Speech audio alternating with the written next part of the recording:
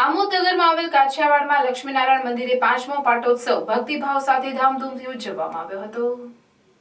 પાટોત્સવ નિમિત્તે ભગવાનને અન્નકૂટ ધરાવવામાં આવ્યો હતો। પાટોત્સવ નિમિત્તે મહાયજ્ઞનું પણ આયોજન કરવામાં આવ્યું હતું। આ પ્રસંગે ધારાસભ્ય ડી.કે. સ્વામી તેમજ કંબોઈ સ્થિત સ્તંભેશ્વર મહાદેવ મંદિરના અધિષ્ઠાતા પૂજ્ય વિદ્યાનંદજી મહારાજ ખાસ ઉપસ્થિત રહ્યા હતા, જેમનું લક્ષ્મીનારાયણ મંદિરના ટ્રસ્ટીઓએ ચંદનનું તિલક કરી સ્વાગત કર્યું હતું।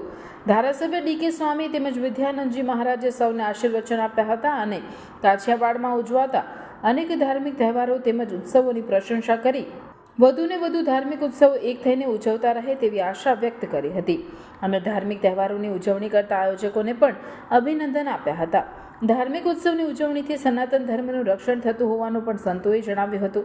મહાયજ્ઞની પૂજા વિધિમાં 5 દંપતીઓએ લાભ લીધો હતો। આ પ્રસંગે બહેનોએ માતાજીના ગરબા રમી ધન્યતા અનુભવી હતી। સંતોના હસ્તે મહાયજ્ઞમાં શ્રીફળ હોમાયા બાદ યજ્ઞની પૂર્ણાહુતિ કરવામાં આવી હતી। ત્યારબાદ લક્ષ્મીનારાયણ દેવની ધારાસભ્ય ડી.કે. સ્વામી તેમજ વિદ્યાનંદજી મહારાજે આરતી ઉતારી હતી। આજે પંચમ પાટોત્સવની ઉજવણી ધામધૂમથી કરવામાં આવી છે। ફળિયાના સહર સહકારથી તથા અમારા આજુબાજુના બધા ગામના રહેવાસીઓ તથા અમારા ભાવિક ભક્તો અને બહારના દીકરીઓ જમોયો અમારા ફળિયામાં આવીને અમારા આનંદ ઉત્સાહમાં આનંદ કરાવ્યો છે। સાથે સાથે આજે લક્ષ્મીનારાયણ ભગવાનમાં તન મન ધનથી લોકોએ દાન પણ આપ્યું છે।